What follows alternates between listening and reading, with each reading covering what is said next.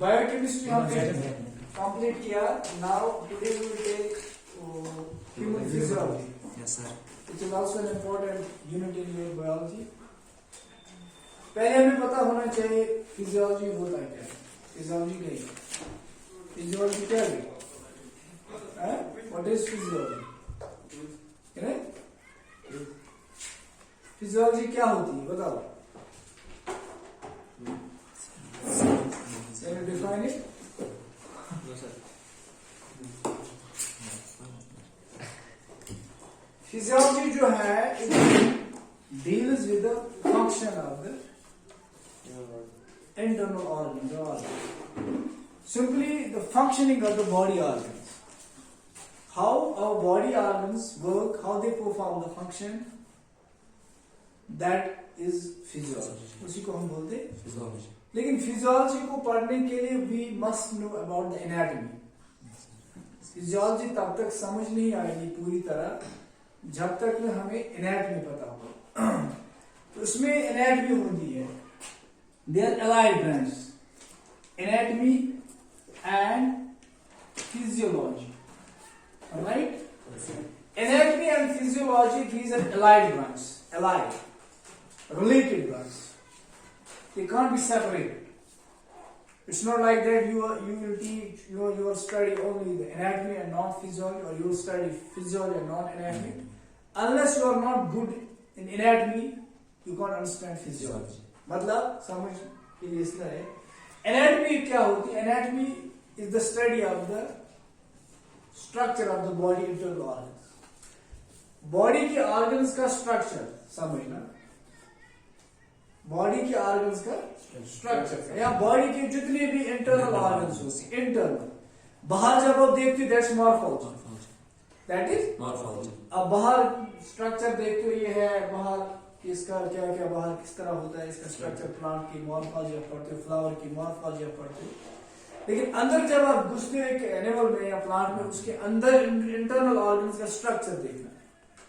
तो study the structure of the internal organs of an organism, that's called anatomy. And then to study the functioning of those organs is called physiology. समझ आया मतलब? गोड़े क्या चीज करें? We have to study about the anatomy. मतलब कि हमें पहले उन organs का स्ट्रक्चर देखना है कि वो किस तरह बने हैं, उनका स्ट्रक्चर कैसा है. ठीक है? जब हमें पता चला कि इसका स्ट्रक्चर ऐसा है, फिर हमें उसके बाद उस ऑर्गन का फंक्शन देखना. तो जब स्ट्रक्चर देखेंगे we will study it in anatomy, और जब उसकी फंक्शनिंग देखेंगे we will study it in physiology. So structure और function these are allied, related ones. ठीक है? Interrelated. These are what? Interrelated.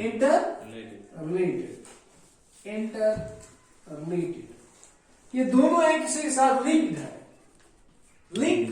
Separate नहीं हो सकते. अब आप कैसे समझोगे how they are linked? For example, आपको फिजियोलॉजी ऑफ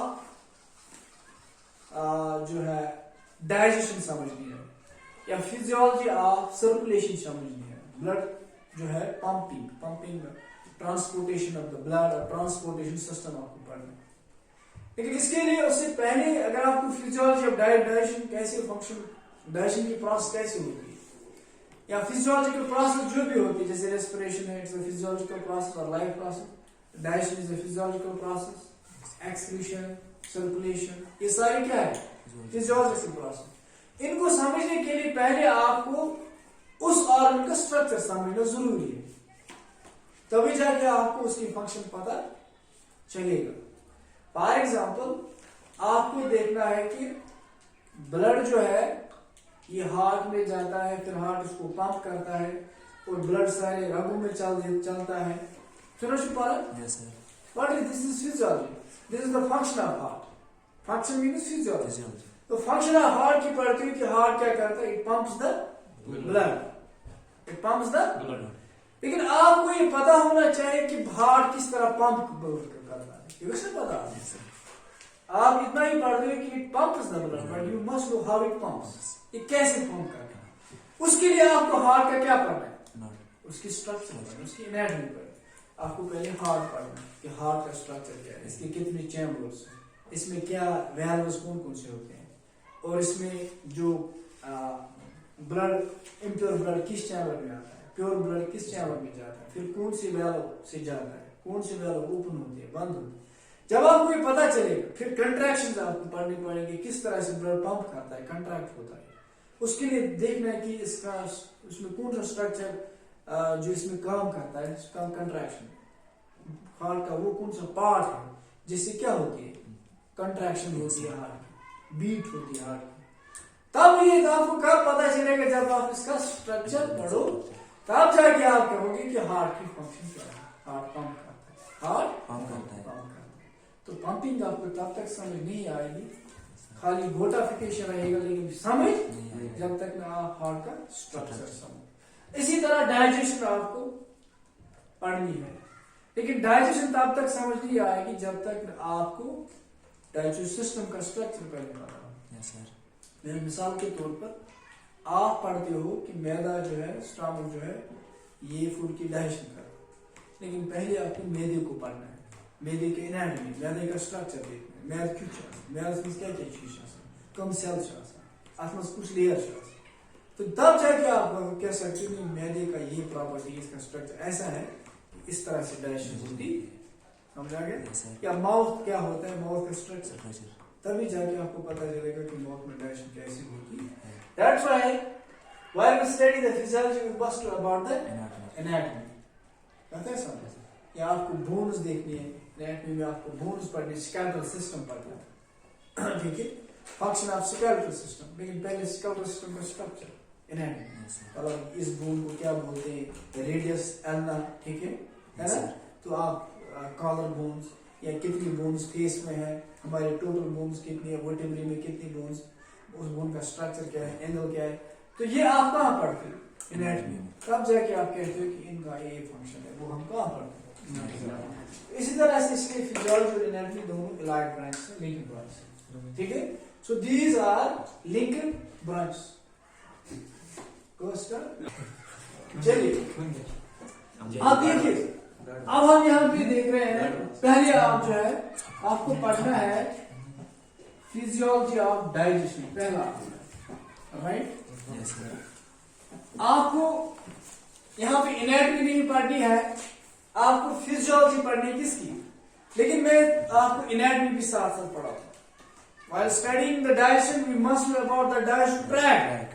पहले हमें डाइजेस्टिव सिस्टम को पढ़ना है कि उसका स्ट्रक्चर देखना, तभी जाके आपको डाइजेशन समझ आए। Çünkü तुझे पता digestion is important, but you must know how it performs. How it's performed by the mouth. How it goes through the esophagus. Esophagus must catch you इनसे भी दोनों मसले। हम लोग कोई मशीन बोझा bone, there must be such a structure. Males must catch you, under must catch you. तो इसलिए हम साथ में पढ़ेंगे। लेकिन फिजियोलॉजी ऑफ डाइजेशन जो है, इसमें हमें पहले जो है दैट इज पहली चीज हमें पता होना चाहिए डाइजेशन होती क्या है। डाइजेशन क्या है? Suppresses it as individual fooders, changes gas, converters gas, simple farming muscles. Okay, good. और कुछ what is digestion? जैसे इसने कहा थोड़ा सा पानी लाएगा simple substance मतलब तुम्हारा डाइजेशन ठीक Yeah, complex. तो ठीक है। डाइजेशन क्या होती है? इसमें जो मैक्रो न्यूट्रिएंट्स होते हैं, macro nutrients means protein, Proteins, yes sir. Fats, है ना, Yes sir. कार्बोहाइड्रेट्स, ये भलक बनाते हैं हमारे फूड का। मतलब जो भी हम मैक्रो न्यूट्रिएंट्स खाते हैं, मैक्रो न्यूट्रिएंट्स, हम प्रोटीन्स खाते हैं in the form of meat, chicken, eggs, हम फैट खाते हैं in the form of milk, है ना, हम कार्बोहाइड्रेट्स खाते हैं in the form of rice, potatoes, है ना, बनानास, अदर थिंग्स। इन मैक्रो न्यूट्रिएंट्स को क्या करना है? डाइजेस्ट करना है। Because these are macro, these have to be broken down. इन बड़े चीजों को क्या करना है? छोटे चीजों में ब्रेक डाउन करना है, तोड़ना है।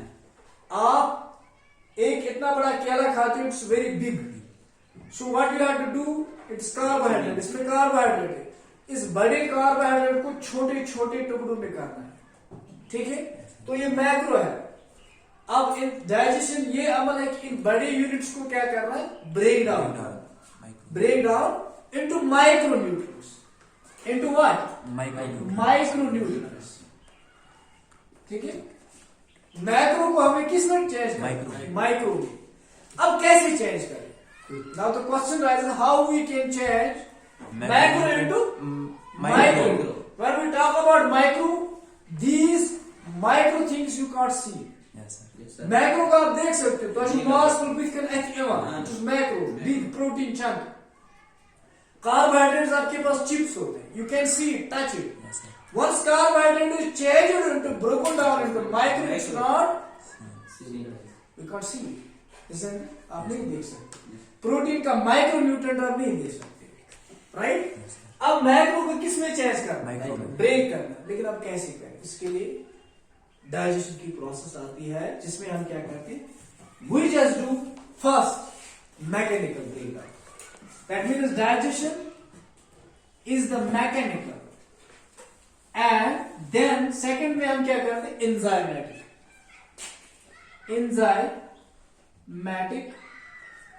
breakdown of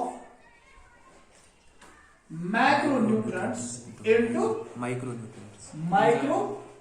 और complex, या आप इस तरह भी लिख सकते हैं, और complex and indivisible food, complex substances into simpler ones, into simpler complex चीजों को आप सिंपल्स में ब्रेक करते हो, या मैक्रो न्यूट्रिएंट्स को आप क्या करते हो, माइक्रो न्यूट्रिएंट्स में ब्रेक करते हो। But by applying mechanical and enzymatic. पहले हम मैकेनिकल ब्रेक डाउन करते हैं, किसी भी बड़े चीज को मैकेनिकली ब्रेक डाउन करना है। क्या करना है, मैकेनिकल ब्रेक डाउन क्या हो?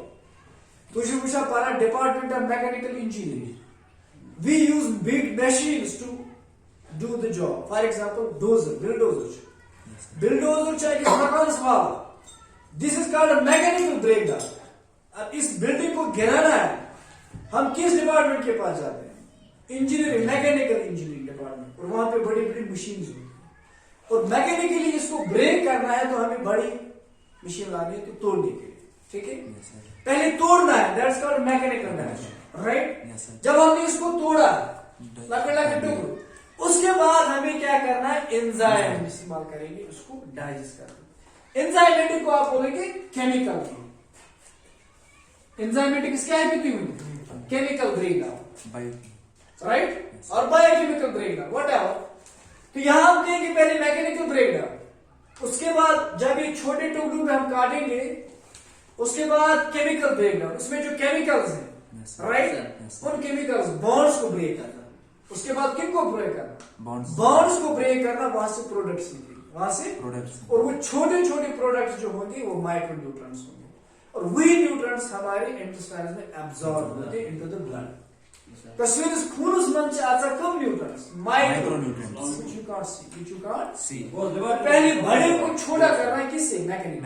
अब कैसे तो गॉर्डन थे अम्बुलिस सोप कितना बड़ा है, अब आपको पहले मैकेनिकल फोर्स लगाना है, मैकेनिकल दांत बढ़ते दियो साफ किम से उस ब्रेक डाउन मैकेनिकल, अभी केमिकल नहीं, एंजाइम इस्तेमाल नहीं हो रही, अभी बस हम चबा रहे हैं, इसलिए कहा जाता है आप ज्यादा से ज्यादा चबाओ, यदि बात में क्यों बात क्या शुरू दिया, ये साफ होती, जितना आप चबाओगे मैकेनिकल ब्रेक करोगे इतना आपकी डाइजेशन अच्छी होगी, राइट?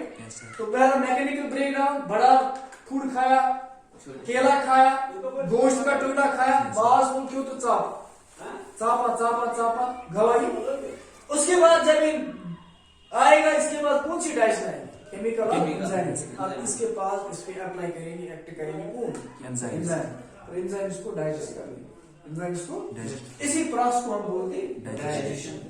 तो that means it is the mechanical and enzymatic breakdown of the nutrients, macronutrients or complex nutrients into micro or simpler substances, or simply It is the mechanical and enzymatic breakdown of complex substances. Complex Substance. into simpler substances. Right? First by mechanical, then by enzymatic. So this is what digestion means. समझ आ गया? Yes, sir. तो आज actually हम